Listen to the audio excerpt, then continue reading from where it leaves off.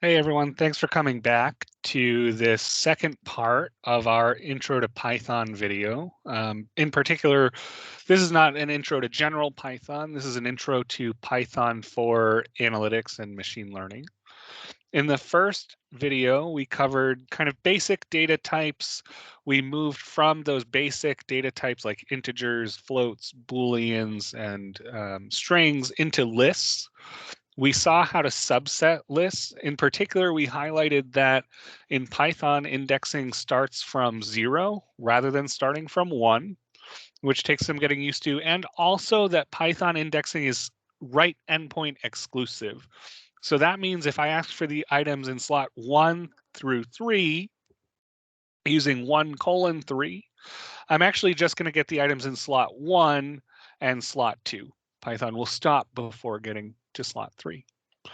We ended that last video by looking at a kind of an intermediate data type called a dictionary, and using that dictionary to create something called a data frame. Data frames are our main tools in predictive analytics, or at least they're our main kind of way of storing data, and we'll be interacting with them quite a bit. So a data frame, just as a reminder, looks like a single tab Excel spreadsheet, and it has rows and columns of data.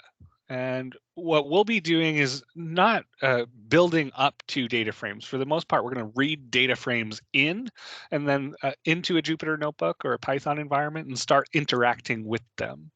And that's what we'll do here. So this notebook in particular is going to be useful for us moving forward. The previous notebook is useful, but it's all background and hopefully things that we won't need directly.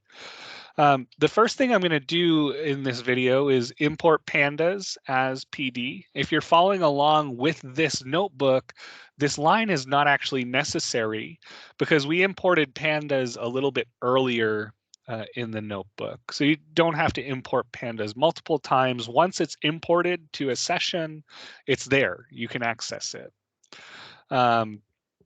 There's a couple of interesting things in this code cell. I'm showing you how to read data in from a CSV file. This line here is commented out, but it's showing you how you might read in a CSV file from a location on your computer. So what I'm doing is this is commented out, so none of this is actually happening, but if this were uncommented, Python would go get a cardboard box, write homes on the front of it, and then inside of that box, it would dump the result of this call. So what this call is doing is it's using pandas, that's PD, read CSV functionality. So I'm going to go out somewhere and read a CSV file. That's comma separated values. It's a common way of storing single tabs of a spreadsheet efficiently. And the path to that file is here. So I'm going to my computer, to my user account. On my desktop, there's a folder called grad datasets. And then in there, there's a file called housing.csv. Pandas would go out and read that file, bring it into Python, again, storing the resulting data frame in a box called homes. And we could go get the box called homes and ask Python to show us what's inside of it or to actually do some operations with it. I'm going to comment that out because this code won't run on your computers, obviously because this path doesn't point to a location on your computer. It points to a location on mine. What we're going to do instead is read in heart transplant data from some location on the web. So this data lives out on the web somewhere. We're going to read it in using the pandas read CSV functionality. We're storing it in this object called heart transplant df. And again, if you want to visualize this, you can think of Python as taking out a cardboard box, writing heart transplant df on the front of it, dumping this data frame inside there, and then we can access that object by calling it. So what we're going to call is we're going to ask for the type of object stored in that heart transplant df container. We're going to print it out, and we're going to print out the shape also. So the shape of a data frame is going to be the number of rows and the number of columns in that data frame. So let's see what we get when we run this code cell. Okay, so the type of object is a pandas core frame data frame. Really, it's a data frame. So it's a spreadsheet. And the shape of that spreadsheet is 103 by 11. So I have 103 rows and 11 columns of data. This paragraph just explains the conversation I just had with you. But now that we have the data, we can call print on the name of the data frame, or just actually call the name of the data frame and run it. This prints out sort of the entire data frame. You'll notice these dots here. Python decided this is too much data for me to print out. I'm going to show you the first 5 rows and the last 5 rows. But there's a bunch of stuff in between here. And we have all 11 columns printed out. If we had a data frame with, say, 100 columns, Python would do the same thing with the columns, where it would show you the first few columns, then a few dots, an ellipsis, and the last few columns, kind of giving you a snippet of what's in your data set. It's not often the case that we want to see the entire data set, so Python offers this functionality .head or .tail. Head will give you the first 5 rows of the data frame, and tail, I imagine you've guessed it by now, will give you the last 5 rows of the data frame. I'll typically run head on a data frame just to get an idea of what type of data is contained in that data frame. So I have a column for patient ID that looks like a numeric value, but patient ID, be careful, is kind of meaningless, right? It's like your student ID or your social security number. It's a unique identifier for you as a person. Year of acceptance, age, survival status, survival time, prior surgery, transplant status, waiting time for transplant, mismatch on alleles, mismatch on antigen, and mismatch score. We've got some NANs there, that's missing data. All right. What we're going to do is rename the columns here. I don't like having columns with capital letters everywhere. It's hard to type that. In particular, there are a few things you want to avoid with column names. You don't want any column names that have spaces in them. So underscores are a good idea. And then you want some kind of common format. So I'm using underscores between words. Some people will use title case. So instead of an underscore, they'll have the beginnings of words capitalized, or maybe something called camel case or snake case, which just leaves the first word lowercase, but then all subsequent words start with an uppercase letter. It's up to you. There's no reason for one over the other, but it is worth having some standard strategy for how you name your columns. So here, heart transplant df.columns. This accesses the column names. And what we're doing is we're storing a new list of items in there. And so again, that new list of items is just my preferred column names for these. Once we run this, those column names will be overwritten. And if we look at the head of the data frame again, we get the column names that I prescribed. Okay. There's a bunch of ways that we can interact with data frames. So we've seen how to print out the entire data frame, or at least try to print out the entire data frame by just calling its name. We've seen the use of this .head functionality, which will print out the top 5 rows. The .tail functionality will print out the bottom 5 rows, but it's not often that we're just interested in the first or last few rows. We'll build up to getting rows for, let's say, people who are between 50 years old and 60 years old. We'll build up to that. It's not too difficult to do. We're going to subset on a condition. But for now, let's just get practice with subsetting. So I've got 4 ways here for us to print out the first 4 rows of a data frame. So the first way, I'm calling for those first 4 rows explicitly. So heart transplant DF, square brackets. This looks familiar to you probably from the previous video. This was how we subsetted lists, and subsetting data frames is pretty much the same thing. So we're going to ask for the first, for the items in slot 0, slot 1, slot 2, and slot 3, remembering that Python is right endpoint exclusive. And so we have the first 4 rows here. We saw in that previous video and earlier in this notebook that we can omit the 0 if we're starting from the top of a data frame from the first row. So this will be the same thing. If I wanted everything from row 90 to the end, we could, again, use that same sort of convention where I'm saying, hey, start at row 90, or the item in slot 90, and go all the way to the end of the data frame. That's so that it's back to asking for the first 4 rows. And then we can also ask for the head of the data frame, but pass this extra argument for n. N is the number of rows I want back. And so here I want back 4 rows. So in all of these cases, I get back the first 4 rows of the data frame. We're splitting now across so the output is getting split. So just be careful with that. So here's the result of the first call. Here's the result of the second call. And then the last one. So in each case, we got 4 rows of data, starting with row 0, ending with row 3. They were all the same. So if we wanted to use head to get the first 5 rows, that's kind of boring. So let's change this to the first 8 rows.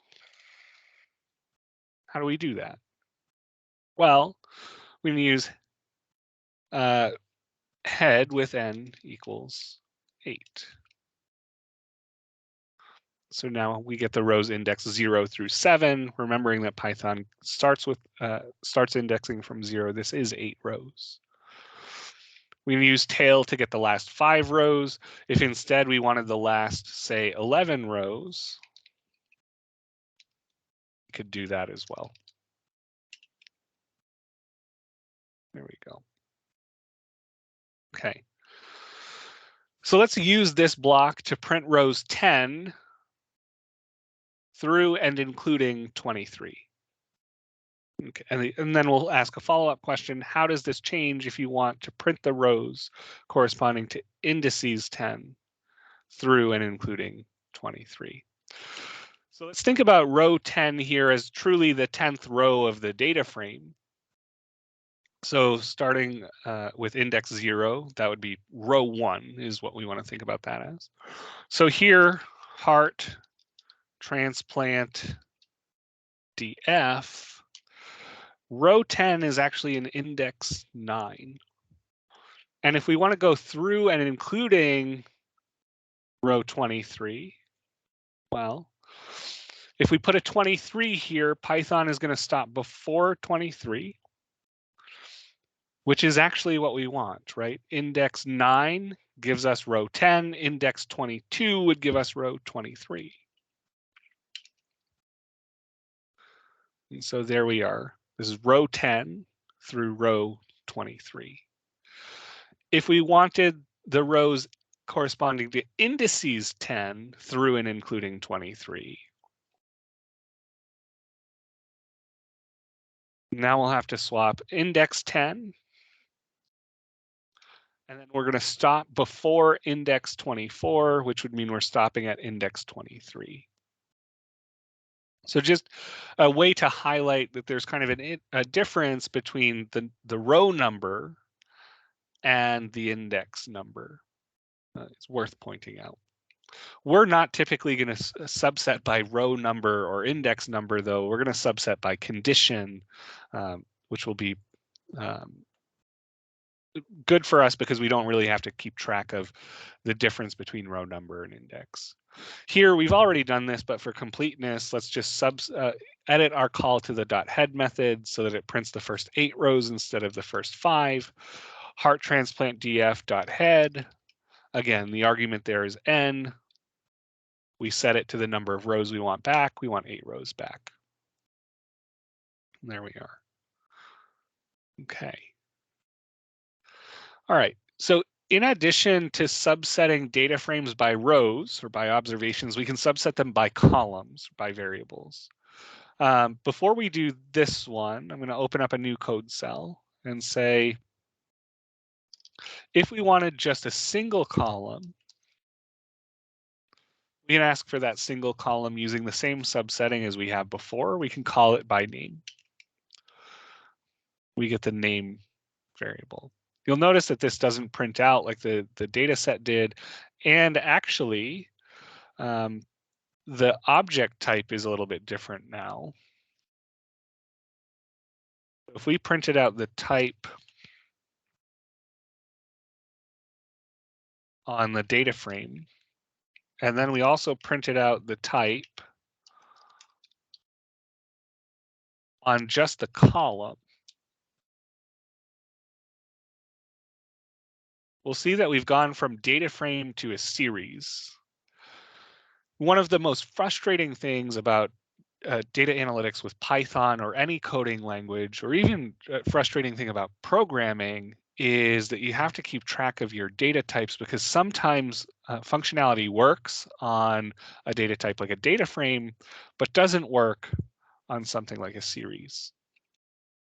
So if we wanted to get a data frame back instead of a series, we can use an extra set of square brackets. So this is saying, hey, take my data frame and subset it, and the list of columns I want access to is the age column.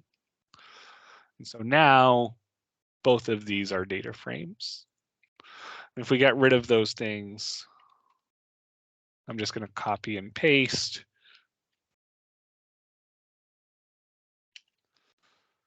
So you can see that the object we get back, if we use these double brackets, formats a little bit differently. It is truly a data frame still. It's 103 rows by one column, rather than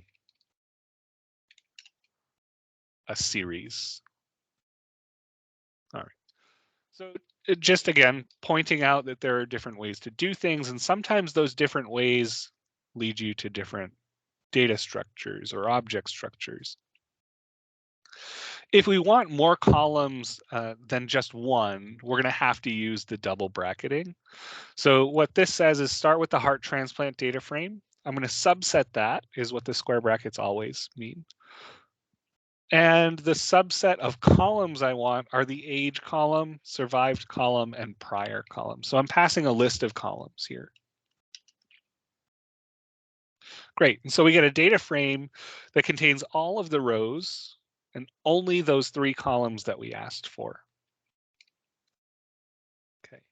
Similarly, we can ask for the head on just the age column. Remember, we didn't use double bracket subsetting here, so this is a series. So that head functionality works on data frames and on series. And then same idea here. If I wanted 3 columns, ID, age, and survival time, I can ask for those 3. You've just got to remember that you're passing a list to that subsetting operation. And then head will give us the first 5 rows. ID is not an index. So this is good. We got an error. Errors are frustrating. So what I'll do when I get this error is, well, Python is complaining that ID is not actually a column in the data frame. So let's build a code cell right before this one. And let's look at the head of the heart transplant data frame. And we see that, yeah, Python was right to complain. ID is not a column in my data frame. It's actually patient ID.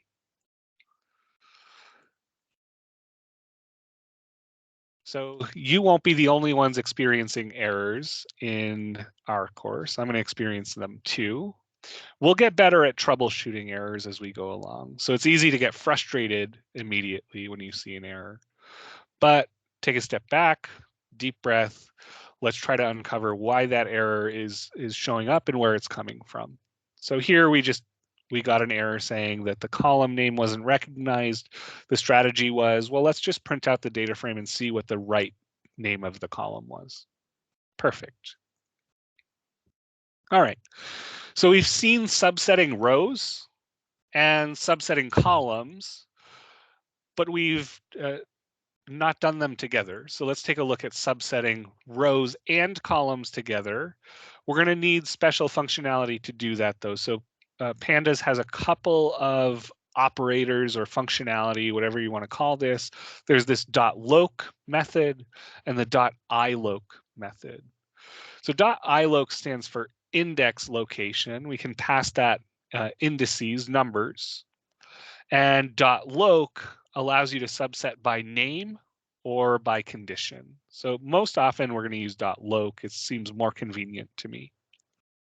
But here, let's subset both rows and columns of the heart transplant data frame. Because we want to do that, we're going to need the .iloc functionality. Let's see what happens if we don't use it. So here I'd be subsetting. I'm asking, what we understand to be asking is for rows indexed 1, 2, and 3. Remember, we're going to stop before we get to index 4. And columns indexed 2, 3, 4, 5, and 6, stopping before we get to 7. And Python complains. This is less of a descriptive error. Slice 1, 4, none, slice 2, 7, none is an invalid key. But Python does tell us where our error is. And our error is because we didn't use a location method. So we're going to use .iloc here because we're passing indices as row indices that we want and column indices that we want. If we run this, we get 3 rows of data and 4 columns of data, or 5 columns of data. All right. We can do the same thing though without using .loc or .iloc. So what we could do is take our data frame and subset down to the columns we want first. Then once we have a data frame that consists only of those columns, subset down to the rows that we want. This functionality is really convenient, but it doesn't necessarily play nicely with actual like programming. So there are some times where if you wanted to run a loop to iterate and build a column or build some columns, this functionality won't work. We'll need the iloc or loc methods. But for us and just subsetting for now to view data, this works just fine. Okay. We can get the age, survived, and prior columns and print only the last 7 rows of the data set by asking for, here we'll use .loc. We're going to take the length of the heart transplant data frame. So length of a data frame will count the number of rows in that data frame. And we're going to subtract 7 from it. So let's go 7 back. Colon says start with that position and go all the way until here we've left it blank, so till the bottom of the data frame. And now the columns that we want, we've passed a list with the names age, survived, and prior, and we're allowed to pass those column names because we're using the .loc method and not the .iloc method.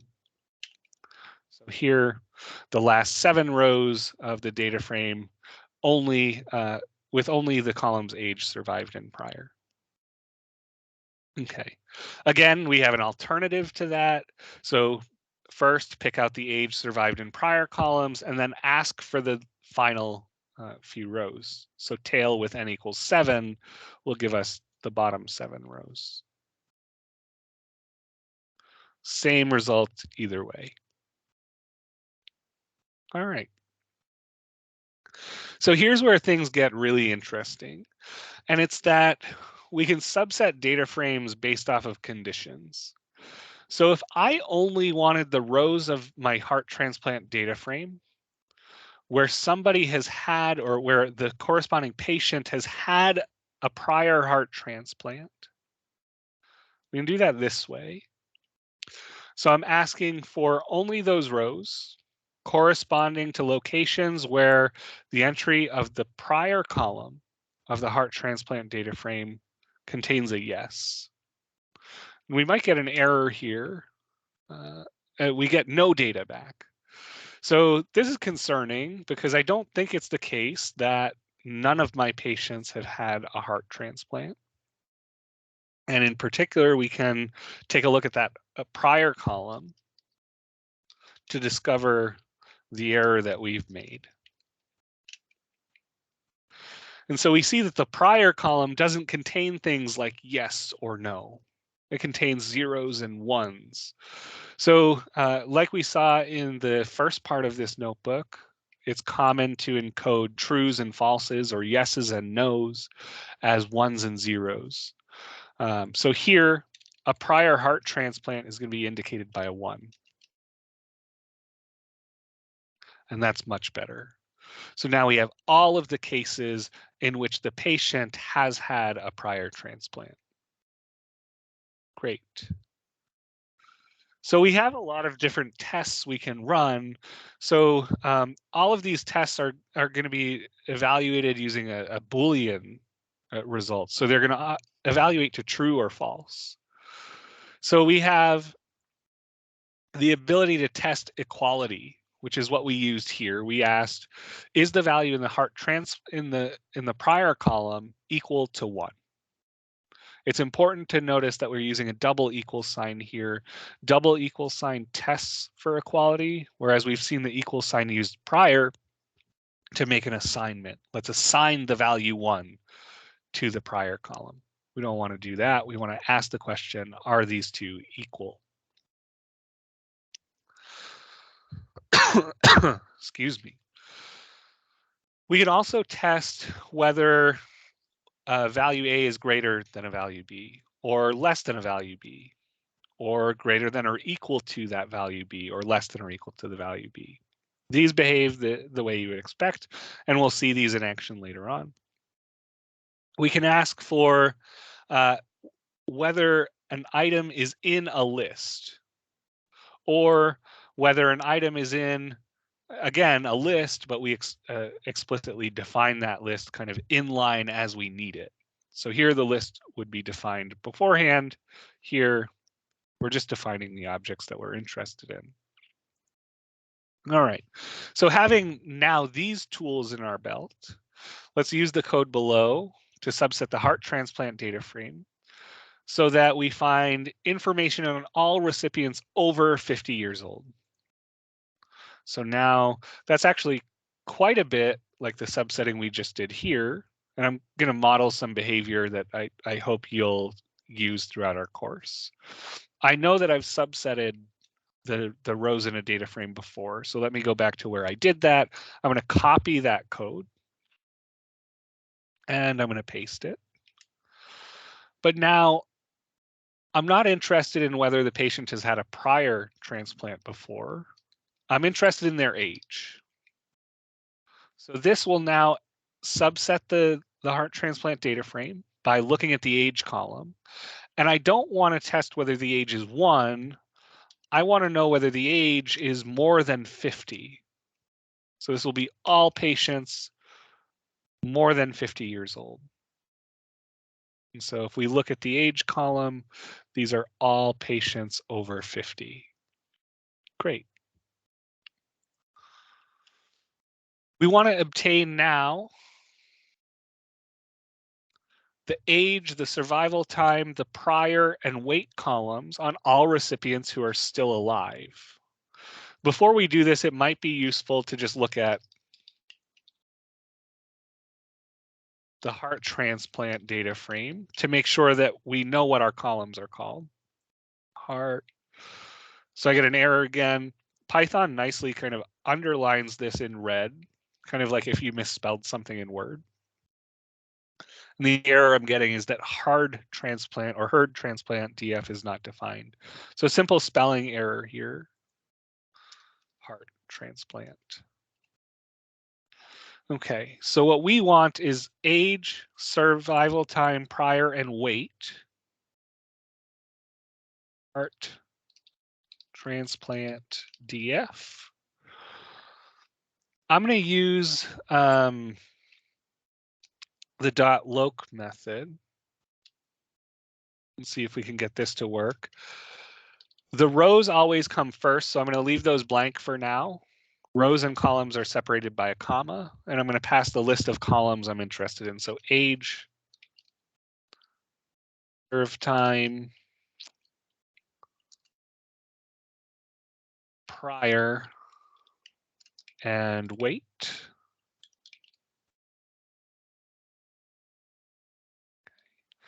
And then now I want all recipients who are still alive. Okay, so still alive looks like it's indicated by this survived column. Right, I don't see any other columns that would match that. And so here we'll have to look at the heart transplant data frame. Survived. And we want to test whether survived is equal to here. Yes would be indicated by 1 in this data frame. So another advantage to printing out the header of the data frame is we knew what value to look for here. All right, and we wanted all of those. So let's just run this and we get an error. Weight is not an index. And so let's see. Wait time is in the index. Sorry about that. And there we are. So we get the age, the survival time, the prior, and the wait time for only those patients who have survived. You'll notice survived isn't a column that we reported back. It was just used behind the scenes to subset this. Another way we could have achieved this objective, again, heart transplant DF, start by selecting the columns that we wanted, prior and wait time, and then subsetting the rows on the condition. So heart transplant DF, but we're going to have a trouble here, which is interesting. So I'm glad I tried this.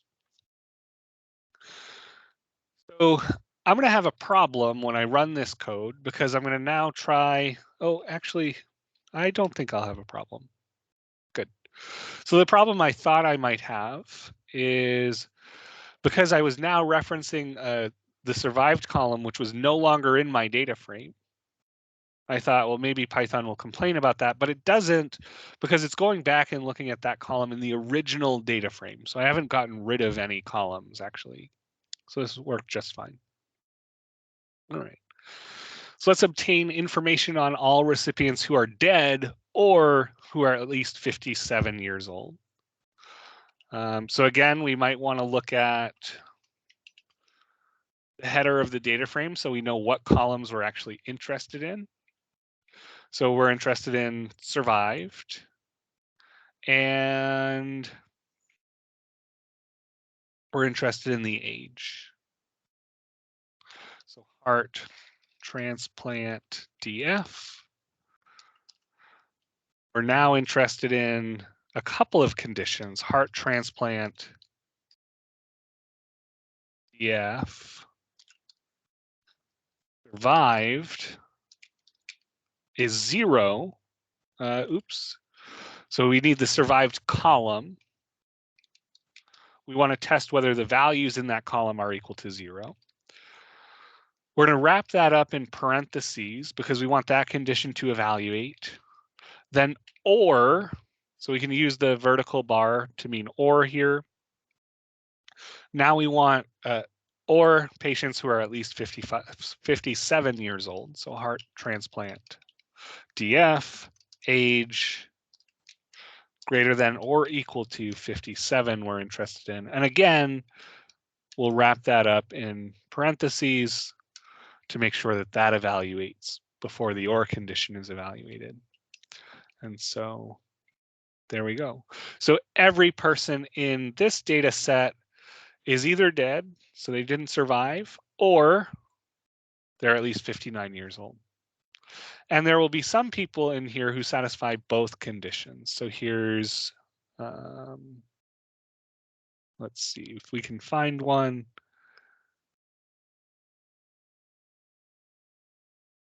Don't see any. But if somebody satisfied both conditions, then they would still be in this data set. So we can change this to, let's say 35, and you'll notice here's somebody who is 48 years old, so they're at least 35, and they didn't survive.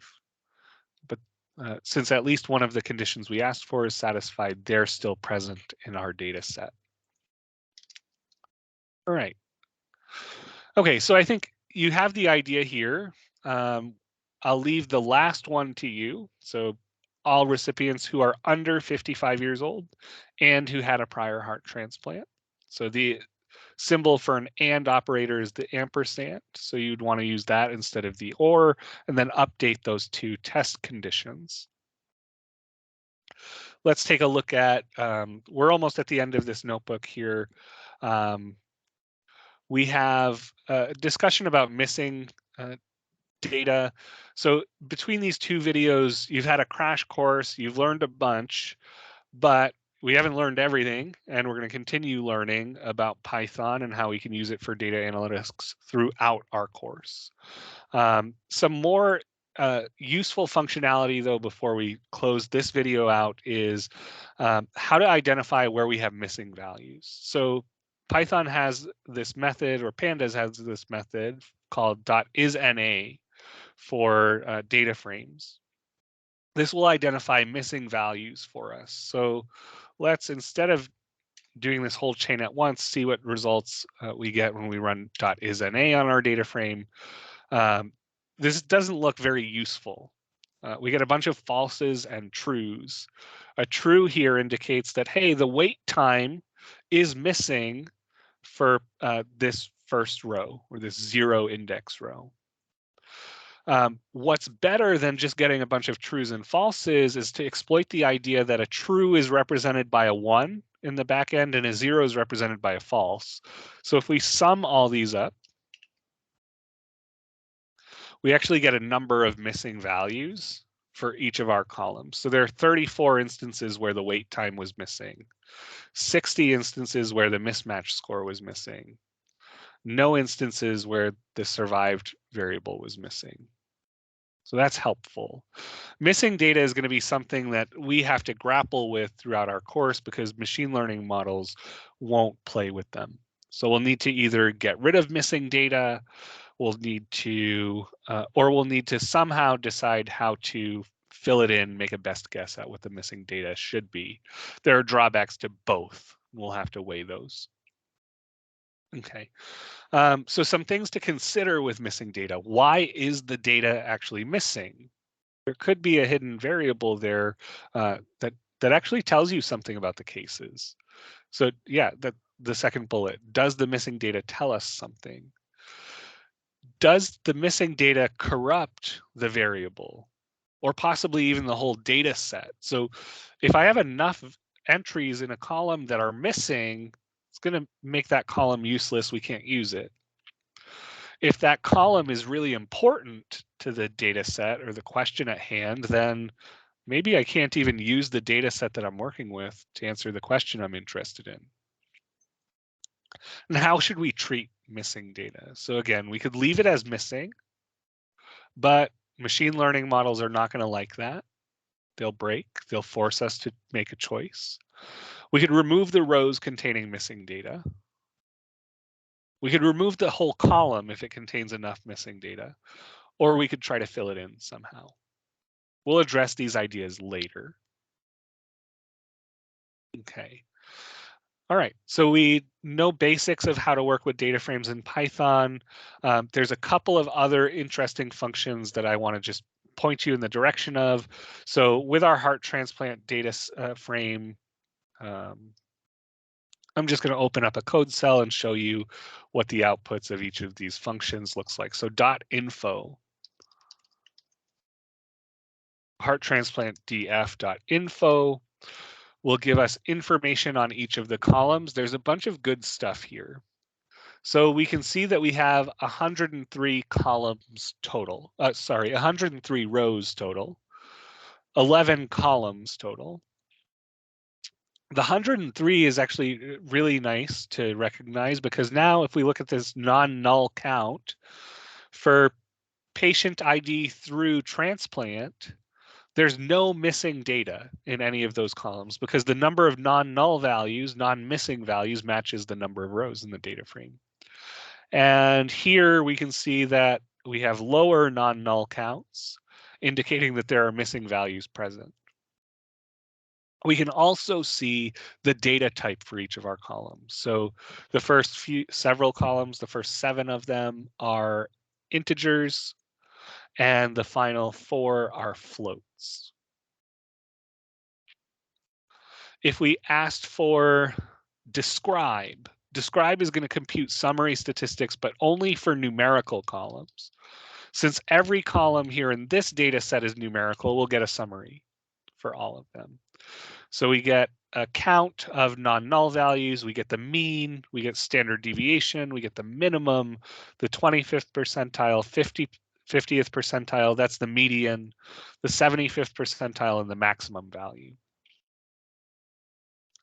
We can also compute these values just explicitly on each column. So if we're interested just in the average age, or the mean age, let's say, we can ask for the age column, run .mean on it. We get the mean age is about 44.5 years old in this data set. All right. Okay, so what I'm going to do is I'm going to leave this here. I think we've covered enough. Actually, one more thing. So use the code block below to find average survival time. You can do that.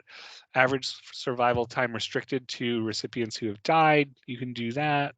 10th and 90th percentiles. You would use this functionality here, quantile, but you'd choose only the 10th and 90th percentiles. Build a frequency table for the survived and transplant columns.